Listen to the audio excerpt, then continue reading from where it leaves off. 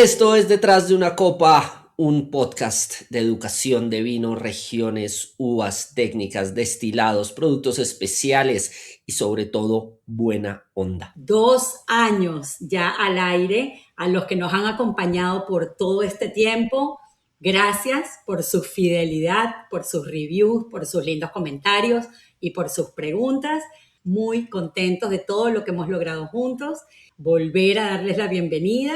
Esta es nuestra tercera temporada. ¿Pueden creerlo? 2 años fielmente subiéndoles un episodio semanal con nuestra página web, con nuestras catas online, nuestra suscripción. Tenemos un montón de productos, no solamente para darles la parte teórica, sino para darles toda la parte de experiencias y de crecimiento en el mundo del vino a través de nuestras catas online, catas presenciales, tanto en Bogotá como en Miami, viajes enológicos para que compartan con nosotros y podamos crecer mutuamente en el mundo del vino. Ya tenemos más de 100 capítulos al aire en YouTube, en Spotify, en Apple Podcast. La formación que hemos logrado en este podcast es increíble. No solamente es para amantes de vino, sino hemos escuchado muchísimos sommeliers que han dicho que esto es una berraquera, aprovechando una profundidad de conocimiento tremendo. Así que quédense con nosotros, tenemos muchísimos capítulos. Vayan a escuchar los primeros, los del medio, nuestras regiones, nuestras uvas, nuestras técnicas. Hay muchísimo para aprender, así que quédense sintonizados, únanse a nuestra comunidad en www.detrasdeunacopa.com, que vamos a seguir aprendiendo juntos mucho, pero mucho. Les agradecemos mucho el escribirnos, darnos reviews, eso nos ayuda un montón a crecer. Bienvenidos a nuestra tercera temporada, estoy segura que va a ser inolvidable.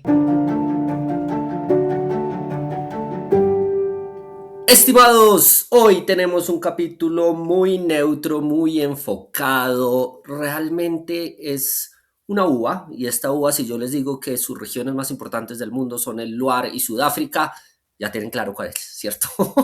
Esperemos que sí. Esto se llama Chenin Blanc. Mi nombre es Nicolás Reines. Mi nombre es Karen Gampel y bueno, esperemos que a estas alturas hayan adivinado la uva porque ya tienen mucho tiempo con nosotros. Le vamos a hablar de una de las blancas, para mí más fascinantes y más sorpresivas porque no la consumí hace unos años atrás y me parece que es una uva blanca compleja, muy versátil. Así que bueno, hoy les vamos a hablar de Chenin Blanc. Es una uva capaz de transformarse completamente según el lugar donde se cultiva, según su clima, según el momento de cosecha y por supuesto la mano del enólogo y el equipo de trabajo, que siempre les decimos que eso es lo que termina de determinar qué tipo de vino vamos a tomar. Es una uva que nos puede dar vinos secos, nos puede dar vinos dulces, espumosos, longevos, frescos, complejos. Así que es una uva de repente desconocida por muchos de ustedes, pero estoy segura que después de este episodio se van a animar a probar y les va a gustar bastante. Vamos a hablar un poquito de su origen y Chenin Blanc. Para poder hablar de Chenin Blanc tenemos que viajar directamente al corazón de Francia, como les acaba de decir Nico, a Loire Valley, el Valle de la Loira. Ahí está su origen. Los registros indican que esa uva estaba ya en Loire Valley, en Francia, desde el siglo IX, lo que la convierte en una de las variedades más antiguas documentadas en el mundo del vino, definitivamente. Inicialmente no se llamaba Chenin Blanc, se llamaba Plant d'Anjou, en referencia a la región de Anjou, en donde se desarrolló muchísimo su cultivo. Con el tiempo esta uva se fue expandiendo dentro del Loire Valley y se convirtió en una de las variedades más importantes de la región, específicamente en Vouvray, Savagnières, Anjou, Saumur, que son como las regiones donde más se produce y mejor se dio. Y bueno, Chenin Blanc no es solamente una uva blanca sencilla, es una uva que nos expresa muchísimo el terroir. Después, con el paso de los siglos, Chenin Blanc salió de Francia y comenzó a viajar por el mundo, como pasó con todas las uvas. Y uno de los momentos más importantes fue su llegada a Sudáfrica. Probablemente eso fue por ahí, por el siglo XVII, donde Hoy en día es una de las variedades más plantadas y se conoce como Steen. Es una de las variedades más importantes de Sudáfrica. En el viejo mundo, Francia sigue siendo una variedad súper importante en Loire Valley. En el nuevo mundo, aparte de Sudáfrica, que es el productor principal, Estados Unidos, en California se produce, en Australia, en Argentina un poquito, en menor medida, en Chile. Así que bueno, así más o menos les hice como un breve resumen y ahorita vamos a desarrollar todo esto. En Francia, esta uva es más elegancia, en Sudáfrica es más volumen y diversidad. Así que bueno, vamos a adentrarnos ya en la materia. Bueno, me encanta. Sí, Chenin Blanc es una uva que no es la uva más famosa, no es la uva más importante. De hecho, estoy seguro que muchos de ustedes la habían escuchado, de pronto no la han tomado o de paso ni siquiera la habían escuchado. Seguramente la hemos nombrado en varios capítulos, especialmente cuando hablamos de Sudáfrica y de Francia. Pero tiene unas cosas interesantes. Primero, tiene un par de sinónimos, como los dijo Karen. Hay uno que también se utiliza en el Valle del Loire. Acuérdense que el Valle del Loire, estamos en la costa, desde la costa, digamos que atlántica de Francia, casi que al centro. Es una región gigantesca, ¿sí? Se le llama, de hecho, el Jardin de la France, porque realmente es muy extensa. Y que voy desde la ciudad de Nantes, en la costa hasta Sancerre y Puy-de-Fumé, que están casi pegados a la Borgoña. Entonces, es una región muy importante para Sauvignon Blanc, uno de los Sauvignon Blanc más interesantes del mundo en la región del Oriente, donde está Sancerre y Puy-de-Fumé. Sí, hay de los Sauvignon Blancs más interesantes del planeta, con unos aromas y sabores a Pierre Fusil, lo llaman los franceses. Aquí en Colombia le decimos chispita mariposa, pólvora, Navidad. Después estoy en el centro, en lo que es Touraine. Tengo un tema de Cabernet Franc muy importante. Y en la costa, en Nantes, tengo el Muscadet, ¿sí? Que es la misma uva melón de Bourgogne que hacen en varios estilos. Pero durante todo el valle, si la parte central de la costa y central del valle, Chenin Blanc es una de las uvas más importantes. Acá se llama Chenin Blanc, este es su nombre y ya está. ¿Sí? Utilizan otro nombre también que se llama Pinot de la Loire. Ojo, Pinot no Pinot, sino Pineau, ¿sí? Pinot de la Loire, ¿sí? Hay varios Pinots, no son los mismos Pinots, sino Pinots, que es Pinot Donis, y hay otra familia de uvas que se llaman Pinot. Aquí a veces se le llama Pinot de la Loire, es el mismo Chenin Blanc. Como dijo Karen, en Sudáfrica se llama Steen, Steen, y en el resto del mundo se le llama Chenin Blanc, ¿ok? De nuevo, no es una uva que uno encuentre masivamente ni en Argentina, ni en Chile, ni en Estados Unidos. Hay productores, hay algunas cosas chéveres alrededor del mundo. Sí, Argentina y Chile tienen un par de cosas interesantes, pero es una uva que realmente juega un papel secundario, ¿sí? De alguna manera, pero eh, tiene unas cosas que son claves, que son muy chéveres. Entonces, lo primero es que es una uva que puede producir muchísimo. Si yo no controlo la producción, no controlo el carácter del suelo, si dejo que tenga mucha agua y la dejo, ¿sí? Chenin Blanc es una planta muy vigorosa. ¿Qué quiere decir esto? Me va a dar muchísimos racimos, me va a dar muchísimas uvas. Realmente, si la dejo tranquila y no la controlo y no le hago raleos, que es quitarle las racimos excedentes, ¿sí? Lo que voy a tener es una uva de producción masiva. Esto tiene sus ventajas para ciertos productores que están buscando producir vinos sencillos, baratos, sin mayores cosas, pero pues esto también lo hace en desventaja para crear cosas de muy buena calidad. Por otro lado, es una uva que brota muy temprano. ¿Qué quiere decir esto? Se despierta muy rápido en primavera. Al despertarse muy rápido en primavera, tiene riesgos grandísimos de heladas. Acuérdense que las heladas eran aquellas que llegan después de la primavera, cuando está empezando la primavera, que llega una helada tardía, me queman los brotes. Entonces, si yo me despierto temprano, saco los brotes temprano, los riesgos de heladas son mayores, así que por eso no le gusta tanto los climas fríos o los climas que tengan muchos riesgos de helada. Y tiene una cosa muy linda, es que se demora un poquito en madurar, es una de las uvas blancas que se demora más en madurar. Sin embargo, ¿sí?, cambia perfil aromático muchísimo entre estar medio madura y sobremadura. Esto hace que sea una uva súper versátil para producir diferentes estilos. Como decía ahorita Karen, yo tengo cosas frescas, elegantes, un poco minerales en el Loire, y en Sudáfrica tengo cosas un poquito más tropicales, un poquito más frutales. Son dos estilos realmente muy diferentes que tienen ciertas notas de heno, de paja, de hierbas también, pero yo puedo producir Chenin Blanc de diferentes maneras. Debido a que si yo la cosecho muy temprano para conservar su acidez, que es parte de la magia que tiene Chenin Blanc, o la cosecho muy tarde, ¿sí?, porque estoy produciendo mucho, es una uva que en calidades medias y para abajo tiende a ser súper neutra, o porque rinde demasiado la uva, o porque la cosecho muy temprano para mantener su acidez. Entonces, esto es un poquito la fama que tiene Chenin Blanc, pero bien cosechada en el momento, en los suelos adecuados, puede producir unas cosas realmente fantásticas, ¿ok? De verdad que son unas uvas verdes, amarillentas, como las uvas blancas, y cuando maduran, los viñedos a veces pueden verse las uvas medio doradas, como medio bronceadas. Es súper lindo. O sea, la uva visualmente en el momento de cosecha puede verse hermosa. Ahora, tiene dos problemas que pueden ser muy complicados a la hora para el ingeniero agrónomo, para el viticultor.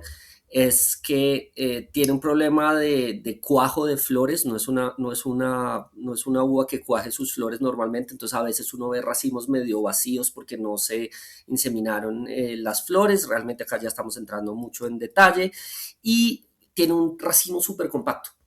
Esto en climas húmedos no es bueno, precisamente porque termina siendo un foco de hongos y una posibilidad de hongos, ya que el aire no puede correr tan bien dentro de los racimos, ¿sí? Pero esto es realmente ya detalles que funcionan en otros lados. Entonces, dicho todo esto y entendiendo todo esto, yo prefiero suelos no tan fértiles, ¿sí?, que Sudáfrica no es el mejor ejemplo, pero sí es suelos no tan fértiles, y es una uva que dicen los grandes productores de Chenin Blanc en el Loire y en Sudáfrica, que logra expresar muy bien el terroir. Si yo estoy en un clima ligeramente cálido, ¿sí? No estamos hablando de climas continentales, cálidos, La Mancha, el este de Mendoza, no. Necesito climas que no sean tan cálidos, Valle del Loire, ¿sí? Y en Sudáfrica, especialmente en la región de Swartland, que es arriba a la izquierda. Aquí tengo climas que no tengo tantos picos de temperatura, ¿sí? Que tengo una temperatura interesante, pero no es frío, no es tan caliente, y le conviene mucho tener noches frescas para mantener su acidez. Sí, agregando un poco a lo que está diciendo Nico, una de las características de esta uva más importante es su nivel de acidez alto y por eso es tan importante lo que Nico les está explicando, porque son vinos, los vinos hechos con Chenin Blanc, son vinos muy longevos debido a una de las características más importantes para la longevidad, es la acidez que permite conservar el vino durante el tiempo. Entonces, no es la única característica, pero es una de ellas. En estos vinos es muy importante. Entonces, claro, tenemos que tener ese frescor, esas noches frescas que hacen que la uva deje de madurar, conserve la acidez en la noche. Y acuérdense que los vinos considerados vinos jóvenes, y esto me lo preguntan mucho, por eso prefiero aclararlo otra vez, son vinos que se consumen de 3 a 5 años de la época de la cosecha, de la fecha que tiene la botella. Eso es considerado un vino joven. Entonces, muchísimos de los vinos blancos que consumimos son vinos para comprar y consumir lo más rápido posible. Por eso es que también muchos de ellos tienen taparrosca, porque son vinos que ni siquiera se tienen que mantener de forma acostada, se pueden mantener parados por un periodo de tiempo corto, pero Chenin Blanc es una de las uvas que sí pueden aguantar largas guardas y una de sus características entonces es esta de la acidez. Esto es súper lindo por lo que decía Karen, son puntos muy importantes. Una cosa es la cosecha, una cosa es la fecha de salida del vino al mercado y otro tema es la fecha de compra del vino, ¿sí?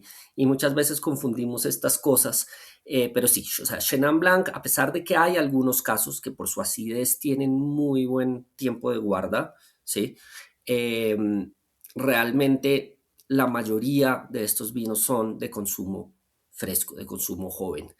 Yo inclusive me iría a 2,5, no es ni siquiera 3,5, sino 2,5. 5 años para un Chenin Blanc sencillo ya es un montón de tiempo. Entonces, dependiendo un poquito de donde estén ustedes, dependiendo, yo sé que no es un parámetro general, pero normalmente si yo estoy pensando en vinos de guarda, vinos que tienen una posibilidad más alta de guarda, generalmente esto cuesta mucha plata. Entonces, tener vinos de guarda baratos y sencillos es muy raro en el mundo. Es muy raro. ¿Sí? Básicamente, si ustedes saben que no están pagando un vino, un precio más alto de lo normal, normalmente estamos hablando de vinos que están pensados para tomar jóvenes. ¿Ok? Y esto, pues, esto aplica no solamente para Chenin Blanc, esto aplica realmente para todos. O sea, los Cabernet Sauvignon sencillos del Valle Central de Chile, o de Maipú, o de Luján de Cuyo en Mendoza, inclusive algunas cosas en el este de California. eh, si son sencillos, si son baratos, es posible que no haya una posibilidad alta de guarda. ¿Sí? No por la uva, y este es uno de los mitos que más hemos hablado, es que no por ser Cabernet Sauvignon va a tener un tiempo de guarda espectacular, porque sí, Cabernet Sauvignon tiene potencialmente más tiempo de guarda que un Merlot, ¿sí? Y aquí pues, me pueden estar matando varios por estar diciendo esto, porque realmente hay uvas que tienen más potencial de guarda. ¿Por qué? Porque el potencial de guarda sale de la acidez, de la estructura, de los taninos, de los aromas y sabores, de la buena capacidad de combinar el decaimiento de la fruta y el cuerpo con lo que se viene mágico en el vino. Hay del muchos factores: azúcar.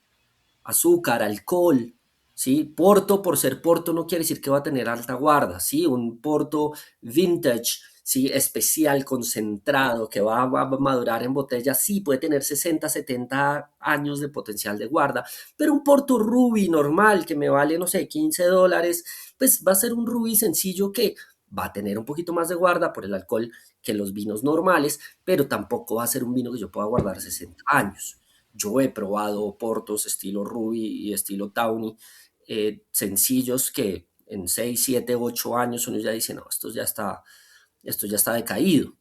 Entonces, con ¿sí? Chenin Blanc pasa esto, es un vino más de consumo joven, especialmente Sudáfrica. ¿Sí? En Francia hay unas cosas que son un poquito más de guarda, ¿sí? Que sí se puede hablar de 10, 15 años en algunos casos especiales. Y esto tiene que ver un poquito con los suelos y la expresión del Loire especialmente. ¿Sí? La Chenin Blanc prefiere suelos calizos, ¿sí? Limestone, lo que se llama limestone, y hablan mucho los productores del Loire de un tipo de suelo especial que se llama tuffeau, ¿sí?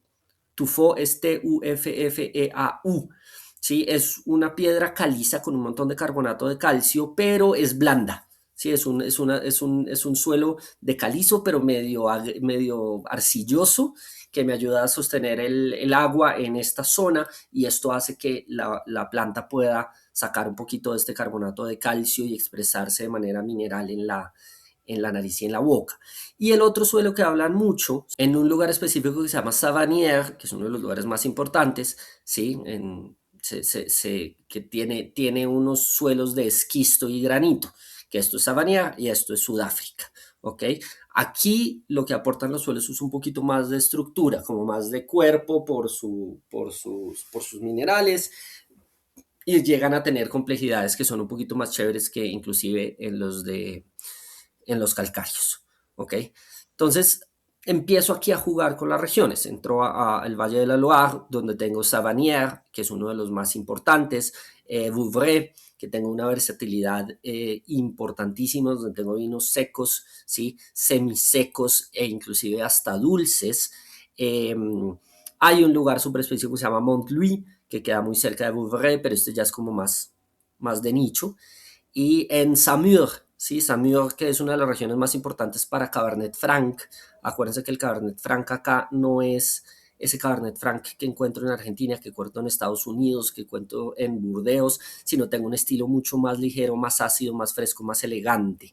Entonces, tengo aquí este Cabernet Franc que es interesante.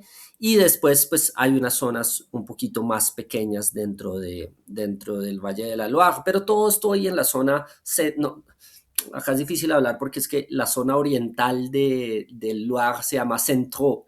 Centro es la parte más a la derecha, no. Estoy hablando de la zona del centro del Loire, más un poquito la costa. Ahí estoy donde estoy enfocado con los Chenin Blanc.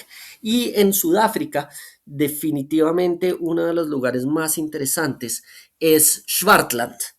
¿Sí? Swartland, que pues tiene un nombre medio raro que viene de Schwarz, de negro, pero es la tierra, es una de las tierras, de las regiones un poquito más grandes de Sudáfrica en términos de espacio, y es la región un poquito más al norte.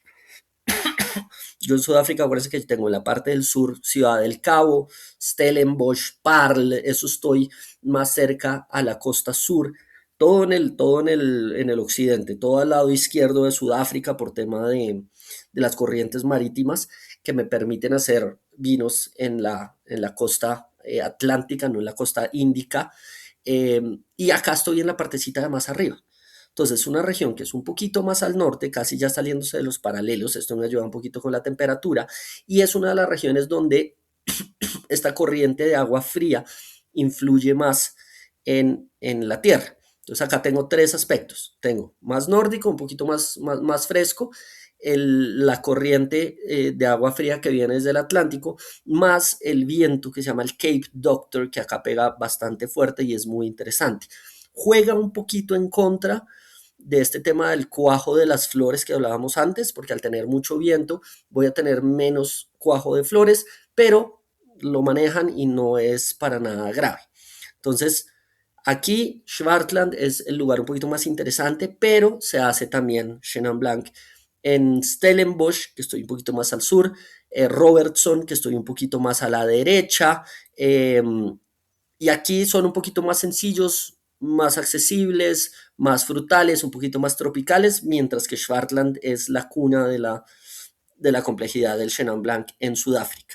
Ahora, en el resto del mundo es medianamente raro. Sí, Estados Unidos tiene, ¿sí? Australia tiene Chenin Blanc, Argentina tiene Chenin Blanc, Chile tiene Chenin Blanc, pero aquí realmente son vinos que están pensados más para volumen, más como ese caballito de batalla que me ayuda a vender vinos baratos para poder mantener los proyectos interesantes en la bodega.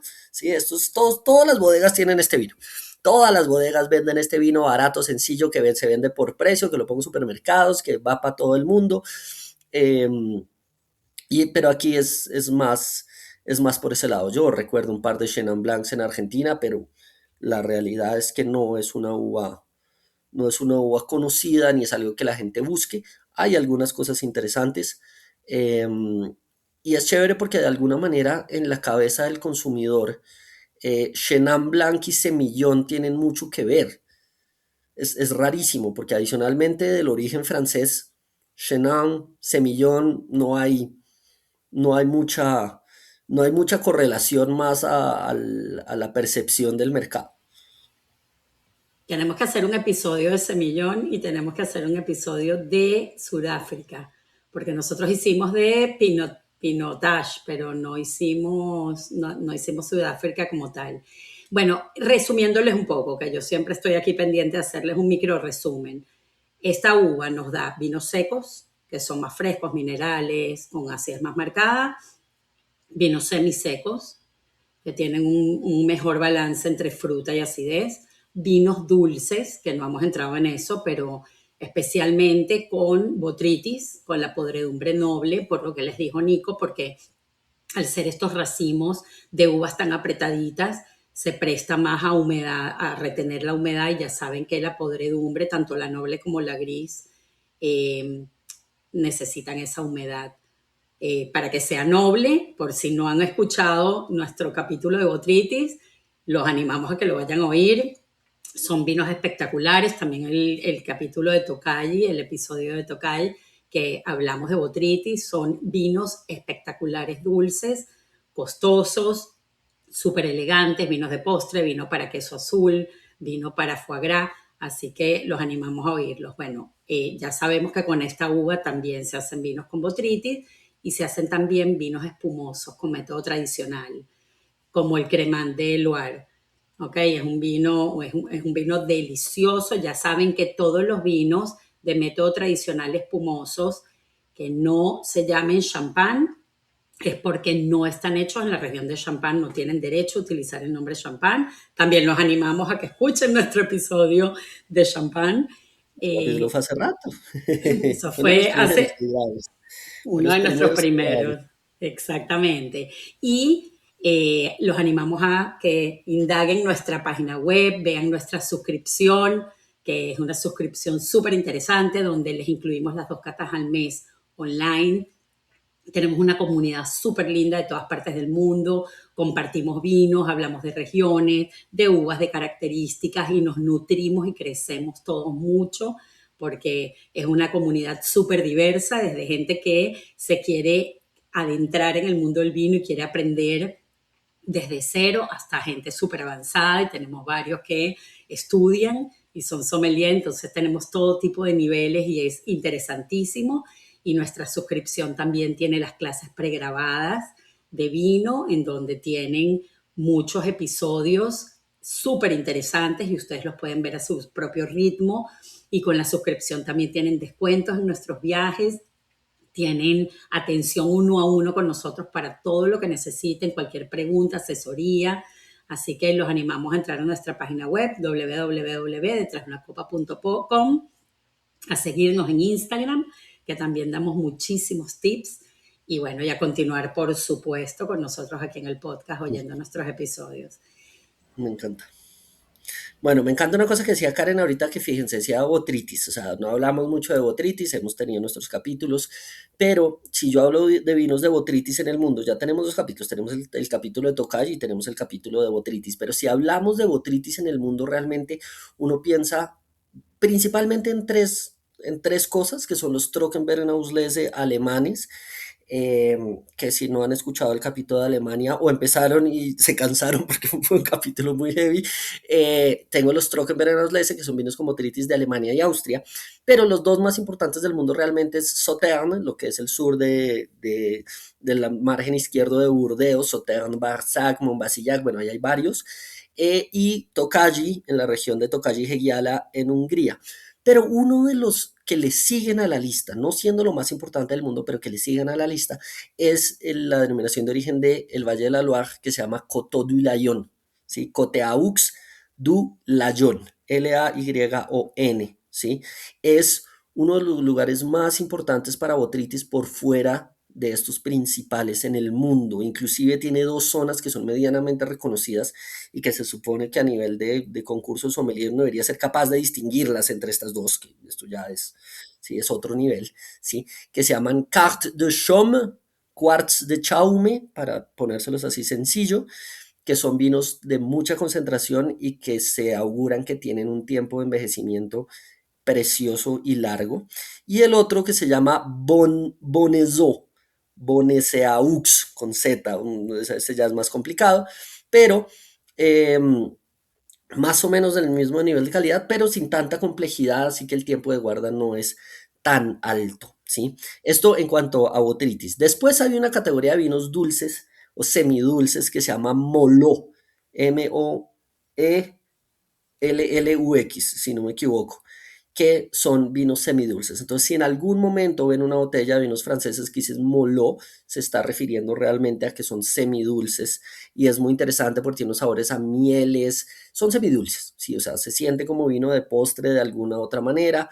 Eh, entonces, realmente es interesante ver estas pequeñas cosas que son chéveres para los vinos dulces y como decía Karen, los espumantes. Realmente Cremant, que es la categoría de espumantes por fuera de Champagne en Francia, es una categoría creciente, es una categoría que está creciendo, que realmente tiene un tema de costo-beneficio versus Champagne, que es muy lindo, ¿sí? Y realmente hay varios, está el Cremant d'Alsace, está el Cremant de Bourgogne, está el Cremant de Bordeaux, pero Cremant de Loire es uno de los más importantes y que más se producen. Entonces, bueno, volvemos a mis resúmenes. Los vinos de Chenin Blanc, cuando están jóvenes, vamos a hablar un poco de perfiles para que ustedes sepan qué esperar. Cuando están jóvenes estamos hablando de manzana, pera, cítrico, flores blancas.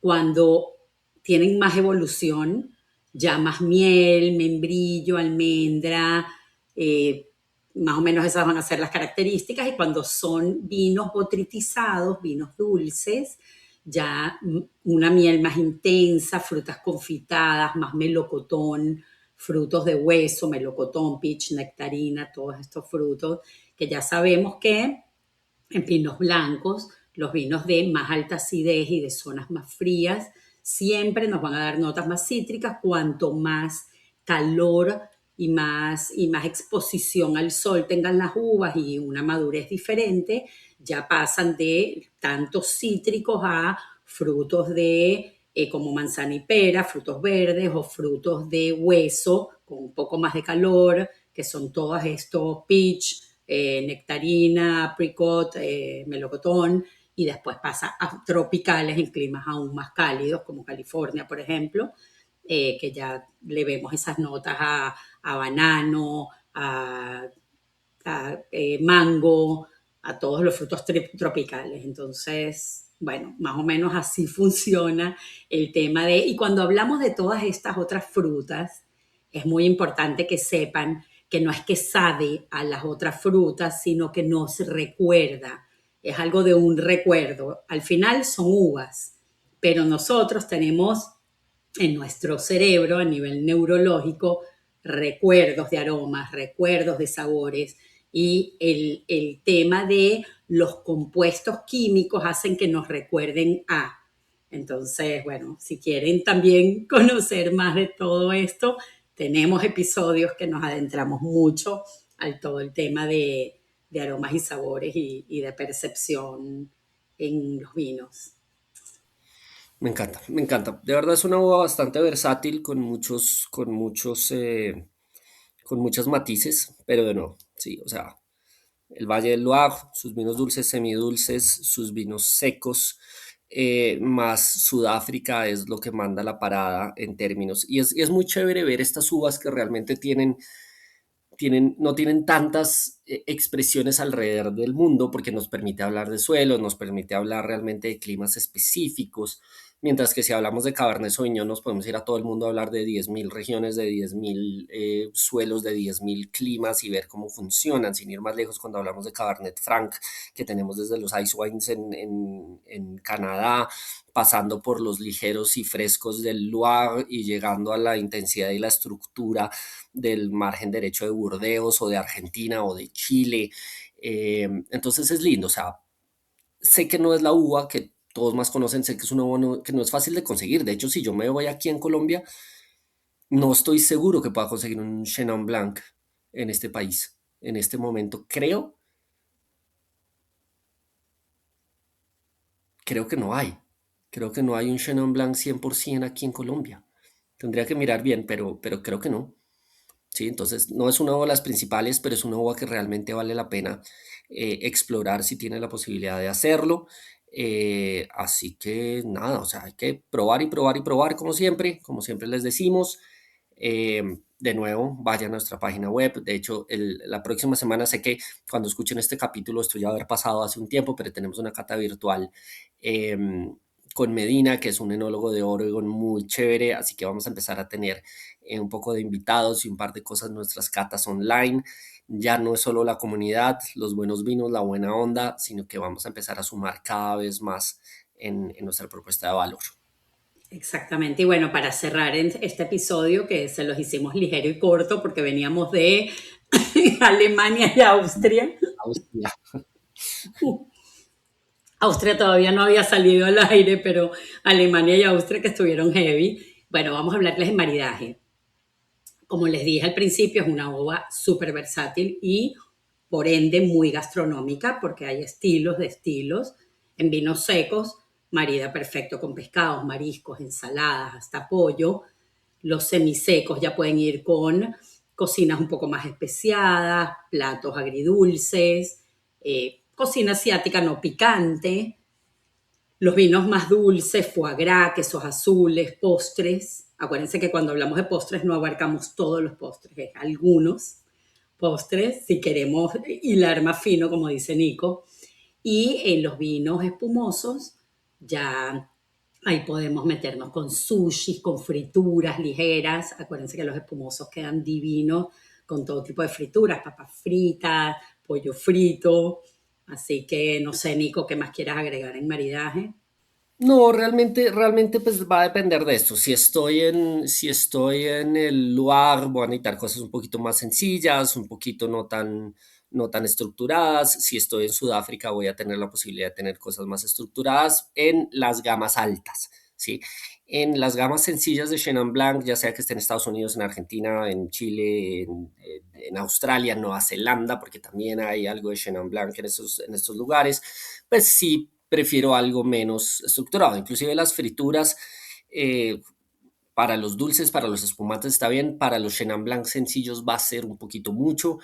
eh, pero sí, aquí tiraditos, ceviches, unas vieiras salteadas en mantequilla, un tartar de salmón, eh, voy por este lado, ensaladas, con una vinagreta no tan intensa, inclusive palmitos. Hay un montón de opciones, sí, por favor no se vayan ni con el chocolate, que ya hablamos que era un desastre, ni con una carne a la parrilla, ni unas costillitas barbecue. Puede que les guste, puede que la experiencia de ustedes sea chévere por el momento, por la compañía, por la música, pero el Chenin Blanc va a sufrir un montón. Pero como siempre lo decimos, no importa que el vino sufra, lo importante es que ustedes disfruten. Si el vino sufre, bueno, sí, está bien, pero no pasa nada. O sea, lo importante es que ustedes disfruten. Entonces, al fin del día, esto va con algo ligero, cítrico, fresco, ¿sí? Eh, Tropipop, no tan complejo como el jazz, más irnos con un pop normal. O sea, este vino en sus gamas normales es un poquito más Coldplay y Fito Páez, que uno lo puede poner en un ascensor, en un consultorio o de rumba y funciona. Hay una cosa aquí interesante, sobre todo en el Loire, es que pues Chenin Blanc es una uva que suele tener una muy buena acidez. Entonces no es tan común encontrar fermentación maloláctica, el uso de barricas no es usual. Sí hay algunos ejemplos de trabajo sobre Elías. Acuérdense que el tiempo sobre Elías es después de la fermentación, dejo que las levaduras se mueran, dejo sobre Elías para aumentar un poquito el volumen, el cuerpo y la untuosidad del vino. Se están haciendo cosas en el lugar y en Sudáfrica con tiempo sobre Elías, pero sí, el manejo de barrica aquí es bastante inusual. La fermentación suele ser bastante fresca para mantener la acidez, eh, pero sí, maloláctica no es lo común. O sea, no van a encontrar muchos Chenin Blancs con estos aromas a lácteos, a mantequilla, todas estas cosas. No, esto no, aquí no lo van a encontrar. Bueno, así que esperamos que hayan aprendido muchísimo de esta nueva uva y como siempre que se animen a probar, a probar, a probar, a probar. Para eso les hablamos de las uvas más reconocidas y conocidas en todas partes del mundo y también las uvas menos conocidas y menos populares, pero todas tienen sus características, su razón de ser, enólogos y equipos de trabajo que con pasión están creando vinos y excelentes maridajes. Y como decimos siempre, hay personas con gustos diversos. Lo importante es que consigan y que prueben y que vayan creando su biblioteca de vinos preferidos y sus gustos específicos. La única forma es probando. Así que, bueno, los vemos en un próximo episodio. Se les quiere mucho. Chao, chao.